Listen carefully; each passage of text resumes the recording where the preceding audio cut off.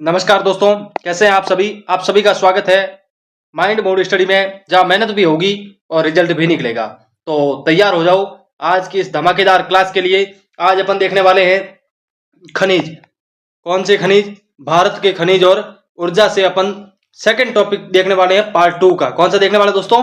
Part 2 देखने वाले हैं, क्योंकि एक नंबर का अपन ने कल पढ़ लिया था, जिसमें अपन ने थ्योरी पढ़ी थी और कुछ प्रश्न किए थे। तो आज सारे के सारे उसमें से जो भी मोस्ट इंपोर्टेंट था वो वाले क्वेश्चन में वापस दूसरी क्लास में लेके आ गया हूं। तो चलिए आगे चलते हैं। और खनिज का अपना तो एक ही मकसद है खनिज में, कि जिस देश के पास खनिज और ऊर्जा के अंदर भंडार होते हैं ना, वो देश विकास की गति में सबसे आगे होता है। तो इसी कोटेशन को चलते हुए एक कोट सुना देता हूं थोड़ा सा आपको। थ्योरी पीवाईक्यू तो आपको इसमें मिलेगी ही मिलेगी। आपका हर एक दिन, यानी आपका हर एक दिन अपने सपनों के लिए करीब ले जा रहा है। आपके सपनों को अब उस सफलता के करीब ले जा रहा है। बस तुम रुकना मत, जहां सिर्फ तुम वहीं रुकना जहां खुद को तुम्हें भरोसा हो, वहां रुक जाना। चलिए चलते हैं पहले ही प्रश्न पर। मैं विद फोटो लेके आया हूं ताकि आपके प्रश्न अच्छे से याद हो जाए फोटो से भी। चलते हैं एक नंबर प्रश्न पे। बोलाडीला खान संबंधित है, यानी बोलाडीला नाम की एक खान है भारत के अंदर, और वो खान किसके लिए प्रसिद्ध है, उसका प्रश्न है। तो इसका सही आंसर होगा तांबा, बॉक्साइड, लोहा अयस्क या जिप्सम। इसका सही आंसर कौन सा है दोस्तों? फटाफट से इसका आंसर दीजिए। इसका सही आंसर होगा दोस्तों लोहा अयस्क। और ये कहां पर है? अगर आपको ये पूछ लिया जाए कि बोलाडीला खान कहां पर है, तो आप एक झट से उत्तर दे देना कि छत्तीसगढ़ में ये खान स्थित है। चलिए तो प्रमुख खाने अपन देख लेते हैं। मैंने कहा ही था आपको थ्योरी के साथ लेके चलूंगा। मयूरभंज जो खान है वो उड़ीसा में है। कहां पर है दोस्तों? मयूरभंज खान उड़ीसा के अंदर है। और ये कुद्रेमुखी है। कुद्रेमुखी जमाव जो खान है वो कहां पर है? तो कर्नाटक में है दोस्तों। बोलीडीला वो झारखंड में है। बोलीडीला है वो झारखंड में। और ये प्रश्न जो अपने अभी अभी याद किया था, पढ़ा था, बोलाडीला खान, तो वो लोहा अयस्क छत्तीसगढ़ में स्थित है। आगे देखते हैं। नो मुंडी है वो छत्तीसगढ़ में स्थित है। चलिए अगले प्रश्न पर बिना देरी किए, आप हमारे चैनल पर अगर नए हैं तो हमारे चैनल को सब्सक्राइब जरूर करिएगा। और हाँ, ये अगर आपको पीडीएफ चाहिए तो आप टेलीग्राम ज्वाइन कर सकते हैं। टेलीग्राम भी इसी नाम से सर्च मार लेना, या डिस्क्रिप्शन में अपने लिंक दिया हुआ है, वहां से आप टेलीग्राम तक पहुंच सकते हैं। सीधा रास्ता वही है। चलिए दूसरे नंबर प्रश्न पर। सिंहभूम किसके लिए प्रसिद्ध है? सिंहभूम किसके लिए प्रसिद्ध है? लोह अयस्क के लिए, अभ्रक के लिए, चूना पत्थर के लिए या कोयला के लिए? सिंहभूम है वो किसके लिए प्रसिद्ध है दोस्तों? तो लोह अयस्क के लिए है। तो ये मैंने आपको दे दिया है कि राजस्थान कॉपर में टॉप करता है, मतलब तांबा है जो राजस्थान में सर्वाधिकता है। लोहा है वो उड़ीसा और झारखंड में है। बॉक्साइड है वो आंध्र प्रदेश और उड़ीसा में है। और लोह अयस्क वापिस और मिलता है कर्नाटक में भी पाया जाता है। ठीक है दोस्तों, चलिए अगले प्रश्न पर। बाबा बुदन पहाड़ी लोह अयस्क, यानी बाबा बुदन नाम की एक कोई पहाड़ी है, वहां पे लोह अयस्क के भंडार है। और वो पहाड़ी कहां पर स्थित है? तमिलनाडु, कर्नाटक, महाराष्ट्र या गोवा? इसका सही आंसर क्या है कोई बच्चों? फटाफट से बताइए। हाँ, एक और बात कह रहा हूं मैं आपको, आप हमारे चैनल को सब्सक्राइब जरूर कर लीजिएगा। और पॉलिटी की क्लासें 1-2 दिन के अंदर स्टार्ट हो जाएगी। वो मैटर सर जी है वो तैयार कर रहे हैं, और उसके आगे करंट अफेयर्स और इंग्लिश की है वो क्लासें भी मैम लेके आएंगे। और बहुत जल्द मैं आपके उनको बीच में लाके आपसे मुलाकात करवाऊंगा। तो चलिए आज इसका आंसर दीजिए आप। बाबा बुदन पहाड़ी लोह अयस्क भंडार किस राज्य में स्थित है? तो तमिलनाडु, कर्नाटक, महाराष्ट्र या गोवा? कहां पर स्थित है दोस्तों? इसका सही आंसर बताइए फटाफट से। इसका सही आंसर है कर्नाटक। कौन सा है दोस्तों? कर्नाटक इसका सही आंसर है। चलिए अगले प्रश्न पर। भारत में सर्वाधिक कोयले के जमाव वाला क्षेत्र कौन सी नदी घाटी है? यानी भारत में सर्वाधिक कोयले का जमाव होता है और किस नदी घाटी के पास में है वो? तो दामोदर, महानदी, गोदावरी, सोन। सर्वाधिक कहां पर है? तो वो है दामोदर। कहां है पर दोस्तों? कहां पर है? दामोदर। चलिए इसकी व्याख्या कर लेते हैं। दामोदर घाटी कोयला क्षेत्र संक्षिप्त भंडार, यानी भारत की दृष्टि में ये भारत का सबसे बड़ा कोयला भंडार है। भारत के अंदर ये सबसे बड़ा दामोदर घाटी कोयला भंडार है, सबसे बड़ा है। और इसका विस्तार है जो झारखंड, पश्चिम बंगाल में है। और झारखंड में सबसे ज्यादा पूछ लिया था, ये जो झरिया नामक क्षेत्र है वहां पर सबसे ज्यादा कोयला पाया जाता है और वो कौन सी किस्म का कोयला है? तो कोकिंग कोयला है। कौन सा कोयला है दोस्तों? कोकिंग कोयला है। वो सब अच्छी किस्म का कोयला जरिया नामक स्थान पर झारखंड में पाया जाता है। खनन क्षेत्र इनके पूछे जाएंगे तो चंद्रपुर, बोकारो, गिरिडीह, किरणपुरा, रामखंड। झारखंड के अन्य प्रमुख क्षेत्र अगर कोयलों के पूछ लिए जाए, ये चीजें हैं वो झारखंड के जरिया क्षेत्र में ये सबसे बड़ा कोयला है कोकिंग कोयला। और ये खाने हैं जो चंद्रपुर, बोकारो, गिरिडीह, करणपुरा, रामगढ़। और पश्चिम बंगाल में रानीगंज है वो प्रमुख कोयला क्षेत्र है। पश्चिम बंगाल में कौन सा है? रानीगंज। याद कर लेना अंगुलियों पर। कभी भी किसी भी एग्जाम में ये प्रश्न टपक सकते हैं और हूबहू टपकेंगे। मैं आपको बता दूंगा, स्क्रीनशॉट दे दूंगा मेरी क्लासों के पेपर आने के बाद। मैं पेपर सॉल्यूशन कराऊंगा उस दिन। अभी तक 2 महीने टाइम है ना, तो देख लो, समझ लो, पढ़ लो, ध्यान रहे, ठीक रहे। झारखंड राज्य में सबसे बड़ा कोयला किस क्षेत्र पर स्थित है? मतलब झारखंड के अंदर अपन अभी पढ़ गया है झरिया नामक स्थान है, वहां पर झारखंड में सर्वाधिक कोयला पाया जाता है। और कोयले की किस्म कौन सी है? कोकिंग कोयला। कौन सा कोयला दोस्तों? कोकिंग कोयला। चलते हैं अगले प्रश्न पर। रानीगंज कोलफील्ड, रानीगंज कोलफील्ड है वो कहां पर स्थित है? रानीगंज जो कोलफील्ड है वो है पश्चिम बंगाल में। कहां पर है दोस्तों? पश्चिम बंगाल में। अपन पीछे व्याख्या में पढ़ के आए हैं, दोबारा आगे प्रश्न कोई बात नहीं, आपके ये हो जाता है, वो रिपीट हो जाते हैं बार बार प्रश्न, तो कोई दिक्कत नहीं, आपको याद अच्छे तरीके से हो जाएंगे, रिवीजन भी हो जाएगा। और रिवीजन बेस के ऊपर भी बहुत अच्छे अच्छे क्वेश्चन आपको ला के दे रहा हूं। तो आप हमारे चैनल को सब्सक्राइब जरूर करिएगा क्योंकि हम भी नए हैं। तालचेर कोयला क्षेत्र स्थित है। तालचेर कहां पर स्थित है? पश्चिम बंगाल, झारखंड, उड़ीसा या छत्तीसगढ़? ये कहां पर है दोस्तों? ये है जो झारखंड में स्थित है। कहां पर है स्थित? झारखंड में। कौन? तालचेर कोयला क्षेत्र है वो झारखंड में स्थित है। चलिए इसकी व्याख्या देख लेते हैं। महानदी घाटी कोयला क्षेत्र, यानी महानदी घाटी है। पीछे अपन कौन सा पढ़ के आए दोस्तों? दामोदर घाटी। और अब पढ़ रहे हैं अपन महानदी घाटी। महानदी घाटी कोयला क्षेत्र का विस्तार छत्तीसगढ़ और उड़ीसा में है। और वो कहा था? झारखंड और कहां पर था? और बताइए फटाफट से, कमेंट करो। पश्चिम बंगाल में था। विस्तार कहां पे? छत्तीसगढ़ और उड़ीसा राज्य में है। छत्तीसगढ़ में कोरबा, चित्रामपुर, झिलमिली, सिरमिरी प्रमुख केंद्र हैं। छत्तीसगढ़ में कौन कौन से केंद्र हैं? कोरबा, चित्रामपुर, झिलमिली, सिरमिरी प्रमुख केंद्र है। और उड़ीसा में कौन से हैं? तालचेर, रामपुर, हिंगीर। ये तीनों हैं जो उड़ीसा के अंदर प्रमुख खनन केंद्र हैं। और तालचेर खनन क्षेत्र है जो ब्राह्मणी नदी घाटी में स्थित है। तालचेर खनन स्थल है वो किस घाटी में स्थित है? ब्राह्मणी में है। और महानदी में कौन कौन सी है? तो महानदी घाटी कोयला में छत्तीसगढ़ में कोरबा, चित्रामपुर, झिलिमिली, सिरमिरी। और उड़ीसा के अंदर तालचेर, रामपुर और हिंगीर। ये प्रमुख खनन क्षेत्र है वो महानदी घाटी में है। और तालचेर खनन में है ब्राह्मणी नदी घाटी कोयला। ठीक है, चलिए अगले प्रश्न पर। कोयला के लिए प्रसिद्ध कौन सी चट्टान है? कोयले कौन कौन से का के मिलते हैं ये मैंने आपको लगा दिए हैं, देख लो। बोकारो, झरिया, रानीगंज, तालचेर या तलसर, कोरबा, नेवेली, महाराष्ट्र। भारत का जो अधिकांश कोयला है गोंडवाना क्रम का वो चट्टानों में पाया जाता है। कहां पाया जाता है? चट्टानों में। कहां पर? कौन सा? गोंडवाना। कौन सा? गोंडवाना चट्टाने क्रम की चट्टाने हैं वहां पर पाया जाता है। चलिए अगले प्रश्न पर। निम्न में से किसी एक को नामचिक नामरूख कोयला क्षेत्र स्थित है। यानी ये 4 मैंने आपको दे रखे हैं, इनमें से एक ऐसा क्षेत्र है वो क्वेश्चन संख्या 9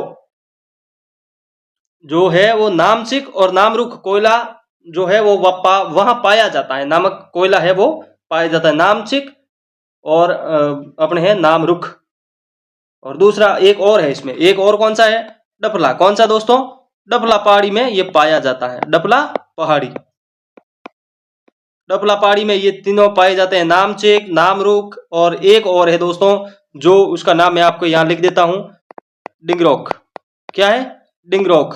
डिंगरोक भी एक प्रकार का कोयला है और वो कहां पाया जाता है दोस्तों? वो पाए जाते हैं अरुणाचल प्रदेश में। चलिए अगले प्रश्न पर। लिग्नाइट कोयला के भंडार किस राज्य में सर्वाधिक हैं? भंडार तो बहुत सारे जगह जगह हैं और सर्वाधिक भंडार कहां पर है लिग्नाइट के? तो अपने लिग्नाइट तो सीधी छठ बात है हमारे राजस्थान में होगा, उससे बाहर तो कहा जाएगा लिग्नाइट। राजस्थान भी 84 प्रकार के खनिज पैदा करता है जिसमें से 54 प्रकार के खनिज खनन किए जाते हैं। तो वो भी अपन राजस्थान की क्लासें लेंगे, उसमें बहुत अच्छी तरीके से डीपली और थ्योरी बेस भी पढ़ेंगे। उसमें क्वेश्चन आंसर मैं नहीं कराऊंगा राजस्थान का, क्योंकि भारत का है तो ये बहुत कम प्रश्न बनते हैं इनमें से, और हर एग्जाम में दो तीन प्रश्न हर टॉपिक से एक दो प्रश्न देखने को मिलते हैं। तो फिर अपन प्रश्न के हिसाब से लेंगे तो भी इनका कॉन्सेप्ट अपन क्लियर कर सकते हैं। चलिए अगले प्रश्न पर। छोटा नागपुर पठार किस संसाधन में समृद्ध है? छोटा नागपुर पठार है वो किस संसाधन में समृद्ध है? तो इसका सही आंसर क्या होगा? कुशल श्रमिक के लिए, खनिज के लिए, जल विद्युत के लिए, उपजाऊ मृदा के लिए। छोटा नागपुर पठार है वो संसाधन का समृद्ध, तो सीधी बात है खनिज के लिए होगा दोस्तों। ऑप्शन देख के भी आप सही कर सकते हैं, और कई बार ऐसे प्रश्न सही हो भी जाते हैं। चलिए, भारत में खनिज से सर्वाधिक समृद्ध पठार कौन सा? मतलब खनिजों के मामले में सबसे, अपन पीछे पड़ के आए, छोटा नागपुर पठार। चलिए अगले प्रश्न पर। भारत सबसे बड़ा उत्पादक है किस चीज का? सबसे बड़ा उत्पादक इन चारों में से किस चीज का है? अब्रक का, कोयले का, टिन का या सीसा का? क्वेश्चन संख्या 13, आंसर दीजिए। अब्रक का सर्वाधिक उत्पादक है, यानी उत्पादक में 1 नंबर पे है अब्रक में। चलिए इसकी व्याख्या देख लेते हैं। अब्रक भी 2-3 प्रकार के होते हैं। अब्रक सीड के उत्पादन में भारत विश्व के प्रथम स्थान पर है। मान ली बात, हो गया काम अपना। भारत विश्व के प्रथम में 1 नंबर पे याद कर लो। भारत की सबसे बड़ी अब्रक मेखला हजारीबाग, गया और मुंगेर में फैली हुई है। इनकी जो सबसे बड़ा खनन किया जाता है सबसे ज्यादा अब्रक का, वो मेखला हजारीबाग, गया और मुंगेर में फैली हुई है। मोखला के अंतर्गत झारखंड में स्थित कोडरमा जिला भी आता है। मतलब झारखंड का जो छटा हुआ इलाका है इनके राज्य में किनारे पे, मेखला के अंतर्गत है वो, झारखंड में भी कोडरमा जिला भी आता है। अब्रक की राजधानी कहा जाता है किसको? झारखंड को। किसको कहा जाता है? झारखंड को कैपिटल ऑफ मिक्का। क्या कहा जाता है? Capital of mica, MICA, capital of mica कहा जाता है। अब्रक है जो रूपांतरित चट्टानों में नसों के रूप में पाई जाती है। ठीक है, चलिए अगले प्रश्न पर। समझ में नहीं आ रहा है तो कमेंट करके बता दीजिए, या फिर वापिस जाके एक बार आराम से देखिए, बता दूंगा, वापिस समझा दूंगा, वापिस अच्छी तरीके से समझ लेंगे, कोई दिक्कत नहीं है उसमें। अगर आपको समझ में नहीं आ रहा तो बता दिया करो। अब्रक किस राज्य में बहुत आयातम पाया जाता है? मतलब अब्रक है वो कौन से राज्य में बहुतायत में पाया जाता है? क्वेश्चन संख्या 17, इसका आंसर होगा झारखंड में ये सर्वाधिक के रूप में पाया जाता है। चलिए अगले प्रश्न पर।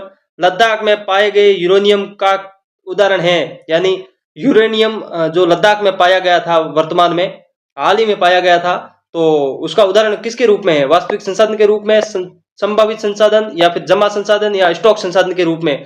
क्वेश्चन संख्या 15 का आंसर होगा संभावित संसाधन के रूप में यूरेनियम पाया गया है। कहां पर पाया गया है? तो लद्दाख में पाया गया है। चलिए अगले प्रश्न पर। भारत में सर्वाधिक क्रोमाइट उत्पादक राज्य है। भारत में सर्वाधिक क्रोमाइट उत्पादक राज्य कौन सा है? कर्नाटक, उड़ीसा, महाराष्ट्र या झारखंड? कौन सा है दोस्तों? फटाफट से आंसर दीजिए इसका। सही आंसर होगा उड़ीसा। क्या होगा दोस्तों? उड़ीसा। चलिए अगले प्रश्न पर। भारत का सबसे पुराना तेल क्षेत्र कौन सा है? सॉरी, भारत का सबसे पुराना तेल क्षेत्र कौन सा है? डिगबोई, अंकलेश्वर, खंबात या नानकटिया? नानकटिया। चलिए इसका सही आंसर होगा अपने डिगबोई। ये डिगबोई की रिफाइनरी है दोस्तों। ये क्या है? डिगबोई की रिफाइनरी है। आराम से इसको देख लो और याद कर लो, ताकि आपके प्रश्न आ जाए। अगर तेल के बारे में अगर आपको प्रश्न कहीं पूछ लिया जाए तो आपको 99% प्रश्न डिगबोई से ही पूछा जाएगा, और वो बता देना, आप उसका आंसर कर देना, आपका क्वेश्चन सही हो जाएगा। चलिए, डिगबोई असम के तिनसुकिया जिले में स्थित है, सबसे पुराना तेल क्षेत्र है, और भारत की सबसे पुरानी संचालित रिफाइनरी है। यानी भारत की सबसे पुरानी रिफाइनरी जो शुरू हुई थी वो डिगबोई में शुरू हुई थी। उसके बाद में गुजरात में भी है, राजस्थान के पचपदरा क्षेत्र यानी बालोतरा डिस्ट्रिक्ट के अंदर पचपदरा में भी है। डिगबोई रिफाइनरी भारतीय सिलिकॉन कार्बन क्षेत्र की गंगोत्री कहा जाता है। क्या कहा जाता है दोस्तों? भारतीय सिलिकॉन कार्बन क्षेत्र की गंगोत्री किसे कहा जाता है? डिगबोई रिफाइनरी को। और वो कहां पर है? आसाम में स्थित है। आसाम में अगर पूछ लिया डिस्ट्रिक्ट कौन सा लगता है तो बता देना तिनसुकिया। कौन सा? तिनसुकिया दोस्तों, तिनसुकिया। चलिए आगे बढ़ते हैं, फटाफट से आगे बढ़ते हैं। कौन सा पश्चिमी भारत का अब तटीय तेल क्षेत्र नहीं है? यानी पहले था। कौन सा पश्चिमी भारत का अब तटीय तेल क्षेत्र नहीं है? तो इसका सही आंसर होगा मुंबई आई, बासिन, आलियाबेट या अकलेश्वर, या अंकलेश्वर भी कहा जा सकता है इसको। इसका सही आंसर होगा दोस्तों क्वेश्चन संख्या 18 इसका होगा अंकलेश्वर। कौन सा होगा दोस्तों? अंकलेश्वर होगा, जो अभी हाल ही में तेल उत्पादक नहीं करता है। चलिए आगे बढ़ते हैं अपन फटाफट से। आगे बढ़ने से पहले मैं आपको बता देता हूं, जो लोग आज मेहनत कर रहे हैं वही कल वर्दी पहनेंगे। कांस्टेबल की भर्ती आ चुकी है, मैंने भी वीडियो बना के आपको संदेश दे दिया है। तो आप चलिए पढ़ते हैं अपन और सपनों को साकार करते हैं। सपने वो नहीं होते जो सोते समय आते हैं या नींद में आ जाते हैं। सपने वो होते हैं जो कभी आपको छोड़ने नहीं देते, कभी आपको छोड़ने नहीं देते। अब अपन थोड़ा देख लेते हैं विस्तार से। भारत के तटीय तेल क्षेत्र कौन कौन से हैं? प्रमुख तेल तटीय क्षेत्र यानी मुंबई, हाई जो महाराष्ट्र में स्थित है। अरब सागर से इसमें तेल निकाला जाता है। तेल वो ड्रिल के हिसाब से निकाला जाता है, मतलब अरब सागर और खंबात की खाड़ी के वही अंदर भारत के कई ट्यूबवेल हैं जिससे तेल प्राप्त होता है। अलीबाग क्षेत्र है, वासीन या वसई क्षेत्र भी कहा जाता है इसको, वो भी स्थित है। और बंगाल की खाड़ी में है जो है कृपा गोदावरी बेसिन, कृष्णा गोदावरी बेसिन और कावेरी बेसिन भी इसमें है, जो प्रमुख तटीय तेल क्षेत्र हैं। चलिए अगले प्रश्न पर। एक खनिज शोध केंद्र नहीं है, इसका सही आंसर बताइए फटाफट से। एक खनिज तेल शोध केंद्र नहीं है, इनमें से एक है जो वो तेल के लिए नहीं है। कांडला, मथुरा, हल्दिया, डिगबोई। यानी डिगबोई तो अपन पढ़ के आए हैं, कांडला पोर्ट भी अपन देखेंगे, मथुरा भी देखेंगे, हल्दिया भी देखेंगे, पूरे व्याख्या के साथ और विस्तार से पढ़ेंगे दोस्तों। इसलिए मैं कह रहा हूं कि बहुत अच्छे अच्छे क्वेश्चन लेके आ रहा हूं, थ्योरी भी आपको करवा रहा हूं साथ साथ में। तो हमारे चैनल को सब्सक्राइब जरूर करिए। और हाँ, इसकी पीडीएफ चाहिए तो फिर टेलीग्राम ज्वाइन जरूर करिए, उसमें आपको पीडीएफ प्रतिदिन मिलती रहेगी। इसका सही आंसर होगा दोस्तों कांडला। कौन सा होगा दोस्तों? कांडला। चलिए अगले प्रश्न पर। भारत के किस राज्य में देश की सबसे बड़ी तटवर्तीय जो प्राकृतिक गैस के भंडार हैं वो है? त्रिपुरा, तमिलनाडु, महाराष्ट्र या आसाम? कहां है दोस्तों? सही आंसर इसका है तो तटवर्ती प्राकृतिक गैस के भंडार है वो आसाम में है। चलिए आगे बढ़ते हैं। हम थोड़े परमाणु देख लेते हैं। इसमें परमाणु के लिए अपन कलर चेंज कर लेते हैं। भारत के प्रमुख परमाणु ऊर्जा संयंत्र क्या है दोस्तों? भारत के प्रमुख परमाणु ऊर्जा संयंत्र कहां पर है? तारापुर परमाणु ऊर्जा संयंत्र। राजस्थान परमाणु ऊर्जा संयंत्र कहां है? रावतबाटा कोटा के अंदर है अपने। कुंडनकुलम परमाणु संयंत्र तमिलनाडु के अंदर स्थित है, जो अपने रूस की सहायता से चलता है। काकरापार परमाणु है वो गुजरात में है, जो स्वदेशी तकनीक के आधार पर बनाया गया है। नरोरा परमाणु ऊर्जा संयंत्र है जो यूपी के अंदर है। और कल्पकम परमाणु ऊर्जा संयंत्र है वो तमिलनाडु के अंदर है। अनुसंधान कार्य के लिए इसको परमाणु ऊर्जा को कार्य के रूप में काम में लिया जाता है। ये जो है वो एक स्वच्छ और सुरक्षित राजस्थान, नरेना, तारामपुर, कानपुर, रावतबाटा, चित्तौड़गढ़ में कौन सा है अपने राजस्थान के अंदर? तो राजस्थान परमाणु ऊर्जा संयंत्र है वो मोस्ट इंपोर्टेंट राजस्थान के हिसाब से, ऑल इंडिया के हिसाब से तो ये आपने सबसे बेस्ट है, हर एग्जाम के अंदर पूछा जाता है। तो चलिए आगे बढ़ते हैं। इनकी जो अपने वो है ना स्रोत, किसके ऊर्जा के स्रोत, उसके बारे में है। जो विशेषता, अनुकरणीय और नवीकरणीय स्रोत है वो ऊर्जा के बारे में अपन देख लें। उपलब्धता है वो सर्वाधिक सीमित भंडार में मिलती है किस कौन से स्रोत की? अनवीकरणीय स्रोत की। और नवीकरणीय में असीमित और अक्षय है।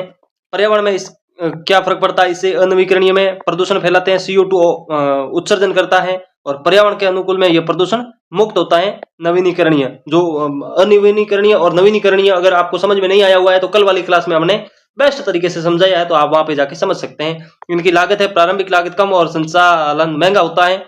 और नवीनीकरणीय जो स्रोत होते हैं उसमें प्रारंभिक स्थापना जो महंगी है और संचालन सस्ता होता है। उदाहरण के रूप में अनवीनीकरण स्रोत कौन कौन से हैं? तो कोयला, तेल, गैस। और नवीनीकरणीय स्रोत कौन से हैं? सौर, पवन, जल, ये वाले इसमें हैं। और अब चलते हैं आगे, लास्ट स्लाइड है अपने क्लास की। माइंड मोड स्टडी का महत्व क्या है? अपनी बुद्धि को सक्षम बनाए, अपने भविष्य को अनलॉक करे, यही हमारा मेन मोटो है, यानी ध्येय है हमारा। वित्तीय और शैक्षणिक विकास में मार्ग हमारे साथ आप जुड़ के कर सकते हैं। हमारे कार्यक्रम रहने वाले हैं वो छात्रों के लिए वित्तीय साक्षरता, उन्नत शिक्षण तकनीकियां, रणनीति, करियर योजना, विकासवादी मानसिकतावादी कार्यशालाएं। माइंड मोड स्टडी ही क्यों? अगर आप पढ़ाई कर रहे हैं और दूसरे भी चैनल चल रहे हैं परंतु माइंड मोड स्टडी आपको क्यों? तो उसके लिए है सफलता के लिए प्रमाणिक रणनीति आपको दी जाएगी, विशेषज्ञ परामर्श आपको मिलेगा, समग्र व्यक्तिगत विकास आपका किया जाएगा और प्रमाणिक ट्रैक रिकॉर्ड भी अपना रहेगा। वो एक एग्जाम होने, आज हमको क्लासें लेने शुरू किए 7 दिन हुए हैं, 7 दिन में हमने 10-15 क्लास आपको दी हैं। तो आने वाले एग्जाम में बता दूंगा। जितना टॉपिक मैंने करवाया उसका दावा करूंगा, बाकी अदर का नहीं। जो मैंने करवा चुका हूं उसका मैं दावा करूंगा और वो आपको बताऊंगा। मैं टेलीग्राम के ऊपर मेरे ऑथेंटिक सोर्स के अनुरूप हुई मैं आपको साक्ष्य भी प्रस्तुत कर दूंगा कि हमारे पढ़ाने में इतना आप कामयाब हुए हैं या इतने प्रश्न मैंने दिए हैं आपको, और वो प्रश्न हूबहू या फिर उससे रिलेटेड प्रश्न, थ्योरी के रिलेटेड प्रश्न आपके एग्जाम में छपे हैं। तो चलिए वापस आपका स्वागत है माइंड बोर्ड स्टडी में। तो आज जो है खनिज और ऊर्जा की क्लास है, अपना चैप्टर ये क्लियर हुआ है। कल वाली अपनी क्लास कौन सी लेनी है वो आप कमेंट बॉक्स में कमेंट करके जरूर बताइएगा, उसकी तैयार करके मैं आपको पीडीएफ दे सकूं। अगर कोई बीच में आपको और अदर चाहिए तो भी दे दूंगा, कोई दिक्कत नहीं है। पॉलिटी की क्लासें बहुत जल्द शुरू होगी, इंग्लिश की बहुत जल्द शुरू होगी और करंट अफेयर्स की भी बहुत जल्द क्लासें शुरू होगी। चलिए धन्यवाद, थैंक यू, जय हिंद।